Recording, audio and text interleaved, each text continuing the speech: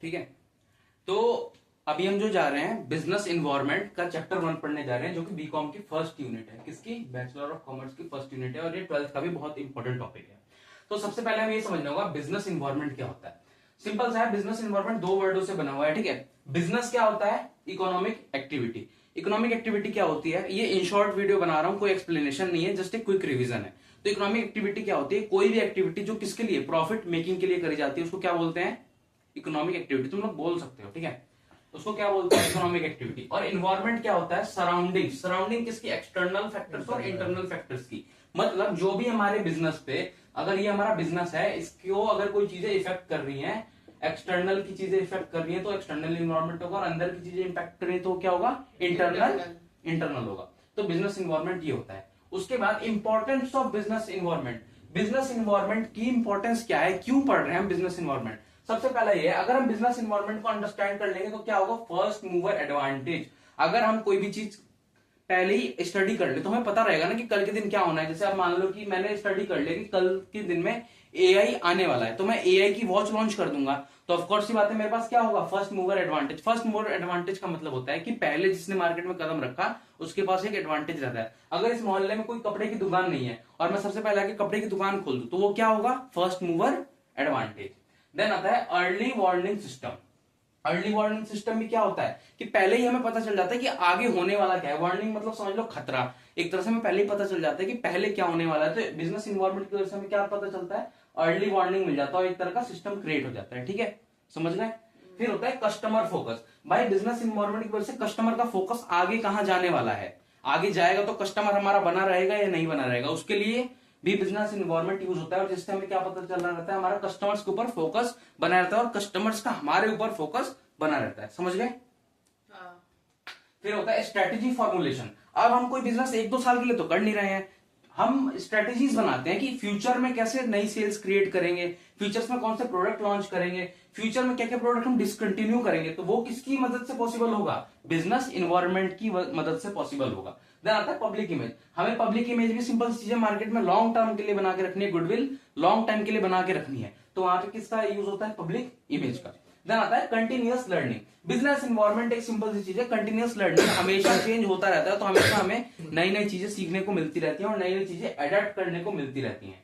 ठीक है, समझ गए? इसमें कोई डाउट दिक्कत? सिंपल चीजें। इंपॉर्टेंस क्यों जरूरत है बिजनेस इन्वायरमेंट की? समझ गए कि पहले जो फ्यूचर में चीजें आने वाली है उसको पहले प्रेडिक्ट कर ले, मार्केट में पहला कदम रख ले, वो हो गया फर्स्ट मूवर एडवांटेज।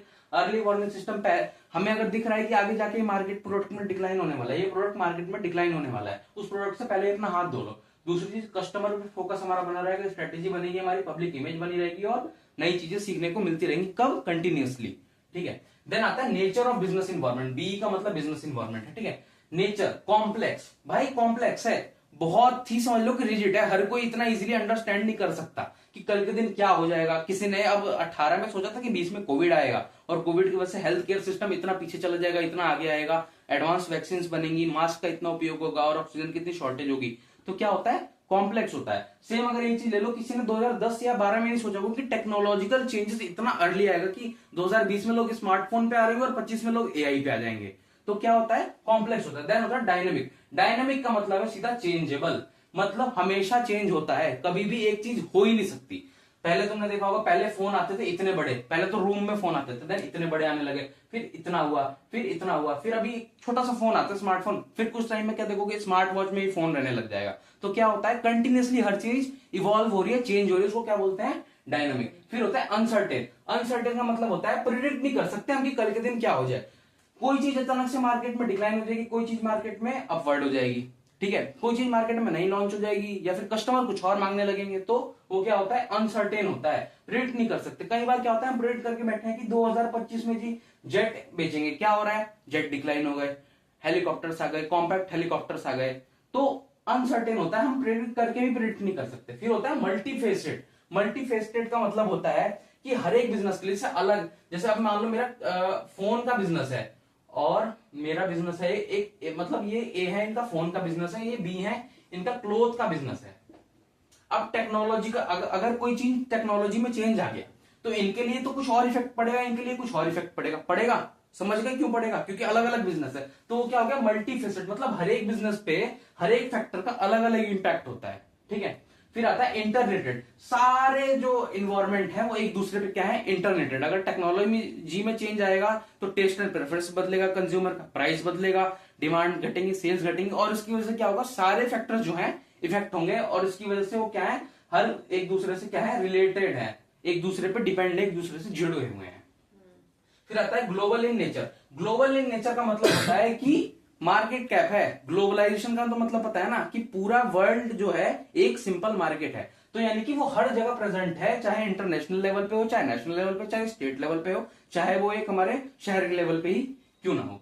ठीक है, उसके बाद आते हैं हम कि जो बिजनेस इन्वायरमेंट होता है उनको मेजरली कितने टाइप में बांटा गया है, दो टाइप में, इंटरनल और एक्सटर्नल। ठीक है,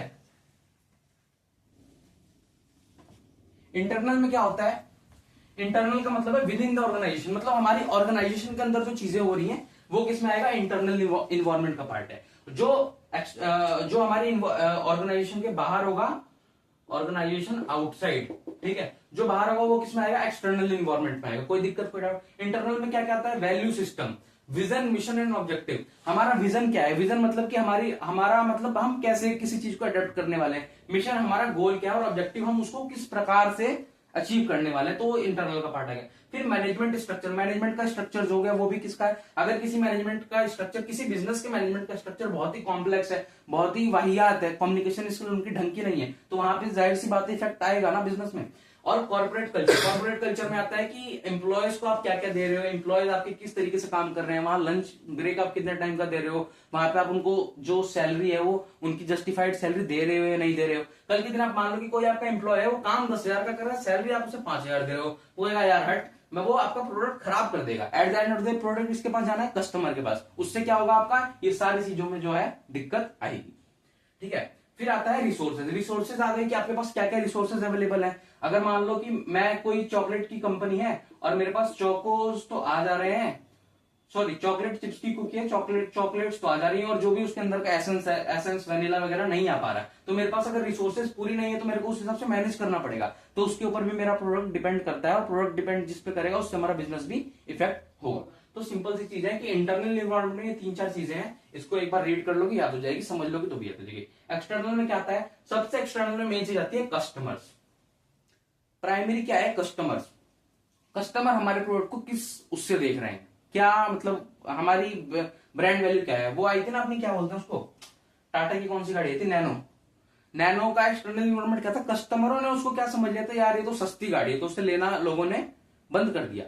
लेकिन वो सस्ती गाड़ी तो थी, लेकिन उन्होंने देखा कि वो हर किसी के लिए सेफ्टी की गाड़ी थी, तो वहां पे पॉइंट ऑफ व्यू क्या हो गया था, चेंज हो गया था। तो एक्सटर्नल इन्वायरमेंट कैसे इफेक्ट करते हैं, कस्टमर्स क्या सोच रहे हैं हमारे प्रोडक्ट के बारे में, समझ गया भाई।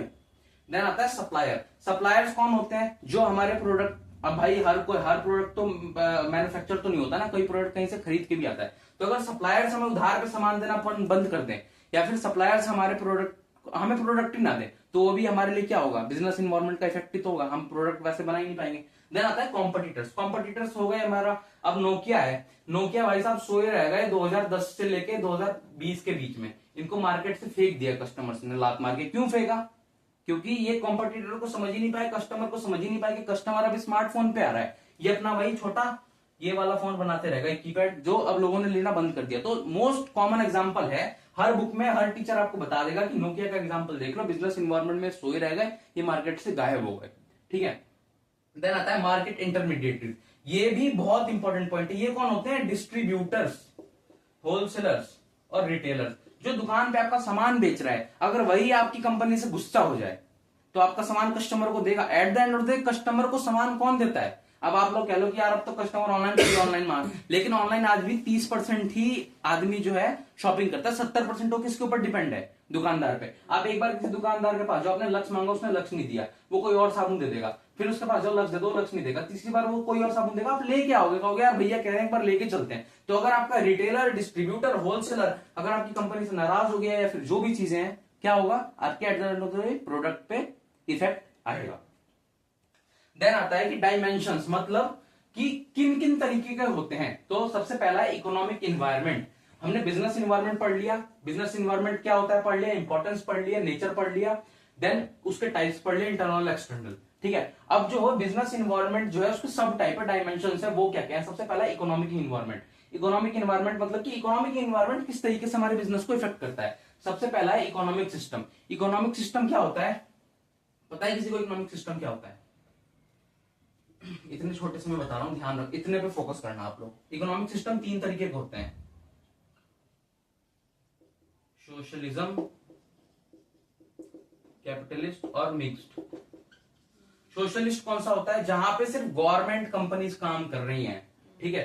कैपिटल का होता है जहां पे सिर्फ प्राइवेट कंपनीज काम कर रही है, और मिक्स्ड क्या होता है? जहां पे दोनों मिलकर काम कर रही हैं। तो अगर मान लो कि मेरी इकोनॉमी में, मेरे इकोनॉमिक इन्वायरमेंट में ओनली गवर्नमेंट कंपनीज अलाउ है, तो अगर मैं कुछ ऐसा प्रोडक्ट बना रहा हूँ तो मैं खत्म हो जाऊंगा।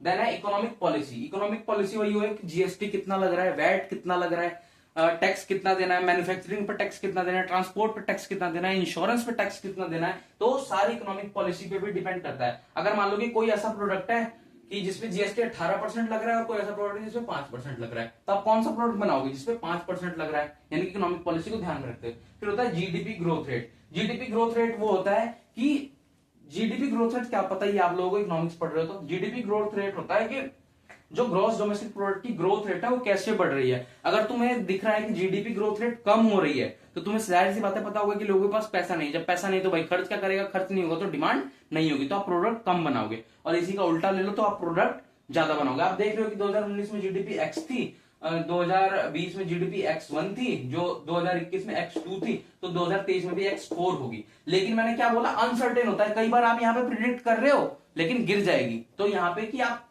प्रिडिक्ट करने के बाद भी प्रिडिक्ट नहीं कर सकते, ये वाला पॉइंट प्रूफ हो रहा है, ठीक है। देन आता है अनएम्प्लॉयमेंट। देश में बेरोजगारी बहुत है, और मैं क्या कर रहा हूं? नए नए फोन निकाले जा रहा हूं, 50,000 के, 1 लाख के। कौन लेगा भाई? अगर देश में बेरोजगारी है तो लोगों के पास पैसा नहीं है। फिर इन्फ्लेशन। इन्फ्लेशन मतलब समझते हो कि अगर देश में महंगाई बहुत ज्यादा है तो ऑलरेडी मैं और महंगा सामान निकालूंगा तो वो नहीं बिकना जब तक लोगों के पास डिमांड का और सप्लाई का कंट्रोल नहीं आएगा तब तक। तो ये जो है इकोनॉमिक इन्वायरमेंट के फैक्टर है कि कैसे जो है बिजनेस को इकोनॉमिक इन्वायरमेंट अफेक्ट करता है, किन फैक्टर्स पे। तो ये 5 फैक्टर्स हैं। देन आता है सोशल। सोशल में आता है डेमोग्राफिक। डेमोग्राफिक में आता है आपका एज, जेंडर और लोकेशन। 3 चीजें मेन आती हैं। अब मान लो कोई मैं लिपस्टिक बेच रहा हूं और मैं देख रहा हूं कि मेरे देश में जो है किसी भी कारण जो है फीमेल्स की डेथ बहुत ज्यादा हो रही है, तो क्या मैं लिपस्टिक की कंपनी में लिपस्टिक और बनाऊंगा? नहीं बनाऊंगा ना। तो वो क्या होता है? डेमोग्राफी पे डिपेंड करता है। दूसरा एग्जांपल ले लो, मैं नॉर्थ में हूं, नॉर्थ में जो है चपाती ज्यादा चलती है एज कंपेयर टू साउथ में राइस ज्यादा चलता है। तो अगर मैं साउथ में जाके एक अपना आटे की फैक्ट्री लगा लूं, वहां ऑलरेडी मेरी एक आटे की फैक्ट्री चल रही थी, मैं एक और फैक्ट्री लगा लूं, तो क्या मेरी फैक्ट्री वहां सस्टेन करेगी? नहीं करेगी, क्योंकि वहां का इन्वायरमेंट कुछ और मांग रहा है। वहां पे लोगों को चावल चाहिए, आप उन्हें रोटी दे रहे हो। आता है सोशल एटीट्यूड। सोसाइटी का एटीट्यूड क्या है? अभी आपने देखा होगा कल जो है जीएसटी के रेट कम हो गए, ठीक है। एकदम से आप न्यूज देखना, अभी हुंडई की जो छोटी छोटी गाड़ियां हैं, अपनी ऑल्टो मारुति की जो गाड़ियां छोटी छोटी, बहुत सेल्स होने लग गई उनकी। जीएसटी कम हो, एकदम से प्राइस कम हो गया। सोसाइटी का एटीट्यूड। अब जो है लोग पहले 2.5-3 लाख की बाइक खरीद रहे थे, लेकिन अब लोग 5 लाख की कार खरीद रहे हैं। तो यहाँ पे सोसाइटी का एटीट्यूड क्या हो रहा है? वो कह रहे हैं कि 2 व्हीलर ना लेके हम एक सस्ती सी कार ले लेंगे। यानी कि सोसाइटी का एटीट्यूड क्या हो रहा है? चेंज हो रहा है। सोशल एटीट्यूड चेंज हो रहा है। अब तो अब अगर आप मान लो कि बाइक की सेल्स डिक्लाइन हो रही है और कार की सेल्स बढ़ रही है, तो अगर कोई बिजनेस अगर कोई कार मैन्युफैक्चरर कंपनी है, वो जाहिर सी बात है ना, बाइक में ना उतर के कार ही और बनाएगी ना। तो यहाँ पे उसके लिए क्या हुआ? सोशल एटीट्यूड, बिजनेस इन्वायरमेंट हुआ।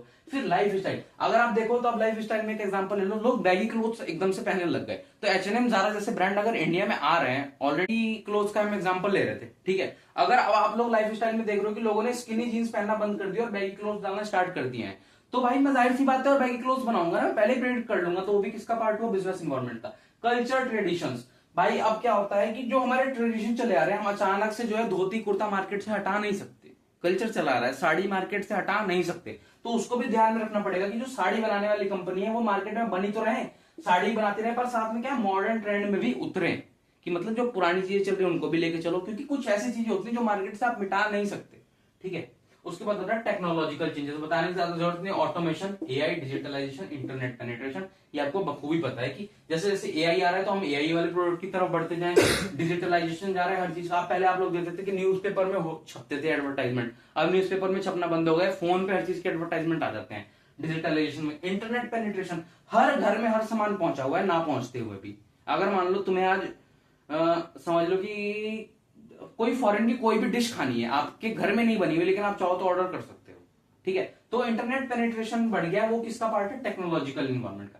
देन आता है political and legal. Political environment क्या कहता है, पॉलिटिकल स्टेबिलिटी। अगर मान लो कि मैं देख रहा हूं कि मेरे देश में हर महीने सरकार सरकार जो है हर 6 महीने में चेंज हो रही है, तो लोगों के पास पैसा ही नहीं बचना, वो हर बार रूल चेंज करेगी, ये करेगी वो करेगी, कुछ कंपनीज को बैन करेगी, अनबैन करेगी, तो वहां पे मैं लॉन्ग टाइम के लिए कोई प्रोडक्ट डेवलप नहीं कर सकता। गवर्नमेंट आइडियोलॉजी, सरकार क्या सोचती है, अब जैसे अपनी बीजेपी है, कोई माने या ना माने, वो हर बार हर वक्त क्या करती रहती है, भगवा भगवा भगवा भगवा, पॉलिटिकल आइडियोलॉजी, मंदिर मंदिर मंदिर। तो यहाँ पे क्या है, जो अपना ये दिया बनाने वाली या फिर मूर्तियां बनाने वाली कंपनी है, इनके लिए क्या है एडवांटेज है, बिजनेस इन्वायरमेंट, ये इससे एनालाइज कर सकते हैं कि अगर बीजेपी की गवर्नमेंट है या फिर जो करंट गवर्नमेंट है, गवर्नमेंट आइडियोलॉजी का मतलब तो समझ गया ना, उसका दिमाग, उसके सोचने का तरीका, तो वो किस टाइप से इफेक्ट करेगी, ठीक है। देन आता है बिजनेस लॉ। बिजनेस के कानून क्या कहते हैं, देखना ध्यान रखना है, पॉलिटिकल भी है लीगल भी है, कई बुक्स में अलग अलग दिया रहता है, कई बुक में एक साथ भी दिया रहता है। बिजनेस के लॉ क्या कहते हैं कि जैसे कुछ लॉ, अभी इंडिया का लॉ कहता है कि आप कोई भी डिफेंस का आइटम्स मतलब प्राइवेट सेक्टर में नहीं बना सकते। बॉम्ब बनाना है गवर्नमेंट सेक्टर में बनेगा, बंदूकें बनानी है गवर्नमेंट सेक्टर में बनेगा। तो बिजनेस का लॉ क्या कहता है वो भी हमें ध्यान में रखना पड़ेगा। अब मान लो कोई प्राइवेट कंपनी है, 2010 तक उसके पास लाइसेंस था कि आप वो बना सकते हो, गन बना सकते हो, लेकिन 2011 के बाद ये बिजनेस लॉ चेंज हो गया, आप गन नहीं बना सकते, तो नहीं बना सकते, उसे कुछ और शुरू करना पड़ेगा। ट्रेड रिस्ट्रिक्शन, किन किन चीजों की खरीद, कहीं किन किन चीजों पे जो है खरीद के उसे आप दोबारा नहीं बेच सकते। एक तो होता है प्रोडक्शन, एक होता है प्रिक्योरमेंट। प्रोडक्शन का मतलब होता है हम कोई चीज जो है वो खुद ही बना रहे हैं, ठीक है। प्रोडक्शन का क्या मतलब होता है,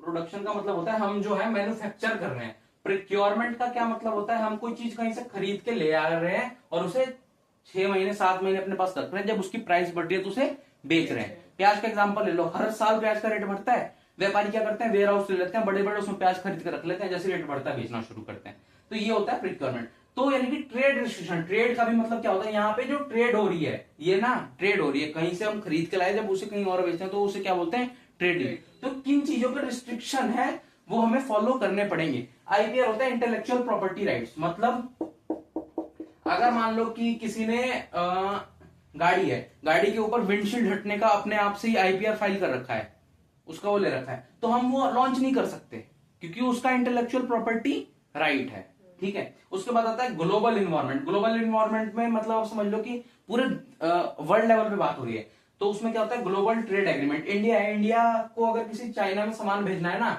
तो इंडिया से अगर चाइना में सामान भेजना है तो इंडिया के मैन्युफैक्चरर को इंडिया चाइना का ग्लोबल ट्रेड एग्रीमेंट पढ़ना पड़ेगा कि कौन सी चीजें हैं जो हम चाइना में भेज सकते हैं और कौन सी चीजें हम वो चाइना को नहीं भेज सकते। तो अगर मैं मैन्युफैक्चरर हूं फोन का और ग्लोबल ट्रेड एग्रीमेंट में लिखा हुआ है कि इंडिया जो है चाइना को फोन सप्लाई नहीं कर सकता, और मैं सोच रहा हूं कि मैं चाइना को फोन बेच के अमीर बन जाऊंगा, तो वो पॉसिबल नहीं है। देन आता है इंटरनेशनल कंपटीशन। अब हम इंडिया में कुछ और चल रहा होगा, इंटरनेशनल में कुछ और चल रहा होगा, तो वो भी हमें कंपटीशन एनालाइज करना पड़ेगा। जब तक हम अपने देश में चल रहे हैं चल रहे हैं। अब तुम अब हमारे देश में चल रहे हैं, टूथपेस्ट के ब्रांड उठा लो, 2-3 ही ब्रांड है, बहुत सारे ब्रांड है, लेकिन अगर मेजर मेजर देखा जाए तो एक कोलगेट है, एक अपना रामदेव जी वाला पतंजलि है, और एक डाबर है, ठीक है। अब ये तीनों आपस में इंडिया लेवल पे तो लड़ रहे हैं। कल के दिन पतंजलि के बाबा रामदेव कहते हैं कि भाई मैं ग्लोबल लेवल पे जाऊंगा, तो अब इनको सेंसोडाइन का भी एनालाइज करना पड़ेगा, और एबीसी लिमिटेड का कोई कोलगेट होगा जो जर्मनी में बन रहा होगा, उसको भी एनालाइज करना पड़ेगा। तो यानी कि इंटरनेशनल कंपटीशन को भी ध्यान में रखना पड़ता है। फिर आता है ग्लोबल मार्केट। ग्लोबल मार्केट की मतलब कि पूरे विश्व की जो मार्केट, आप समझ लो कि पूरा वर्ल्ड है, इसमें इतना छोटा सा ही तो है इंडिया। अब इंडिया में मान लो कि हर कोई चावल खा रहा है, तो जरूरी तो नहीं है कि पूरे देश में हर कोई चावल खाएगा। तो यानी कि इंडिया की मार्केट कुछ और बोल सकती है, कंट्री लेवल की मार्केट कुछ और बोल सकती है, और ग्लोबल लेवल की मार्केट जो है वो कुछ और बोल सकती है। तो हम इसके भरोसे पे ये नहीं कर सकते, इसलिए हमें ग्लोबल मार्केट को क्या करना पड़ेगा, अंडरस्टैंड करना पड़ेगा। ये जो है आपका आधा पार्ट है किसका, बिजनेस इन्वायरमेंट का। मेजर मेजर पार्ट इसमें क्लियर है, कुछ और चीजें हैं वो भी मैं बता देता हूं।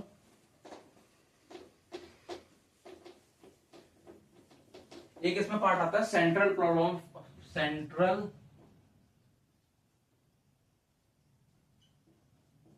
प्रॉब्लम ऑफ इकोनॉमी, पता है किसी को? हाँ, 3 होती हैं,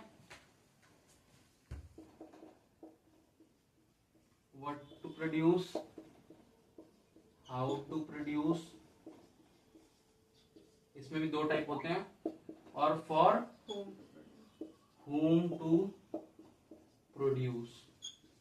ठीक है, व्हाट टू प्रोड्यूस में क्या बनाए, हमारे पास जो रिसोर्सेज है मुझसे क्या बनाए। फिर हाउ टू प्रोड्यूस में कैसे बनाए। हाउ टू प्रोड्यूस में दो टेक्निक्स होती हैं, लेबर इंटेंसिव, दूसरा होता है कैपिटल इंटेंसिव। लेबर इंटेंसिव में क्या होता है, लेबर ज्यादा होती है, और कैपिटल इंटेंसिव में क्या होता है, मशीनरी ज्यादा होती है। कोई दिक्कत, कोई doubt. For whom to produce किसके लिए बनाए, हमारा बायर कौन होगा, हमारा कस्टमर कौन होगा। ठीक है, बस यही है, जितना मेरे को पता है, कुछ और हो सकता है तो पता नहीं। ठीक है, इस चैप्टर में यही है, यही क्वेश्चन बनने हैं। मेन यही है अपना, डायमेंशन ऑफ इकोनॉमिक्स पढ़ लेना, और एक्सटर्नल और इंटरनल जो इन्वायरमेंट है वो पढ़ लेना, different economic, social, technical, political and global. बस बंद।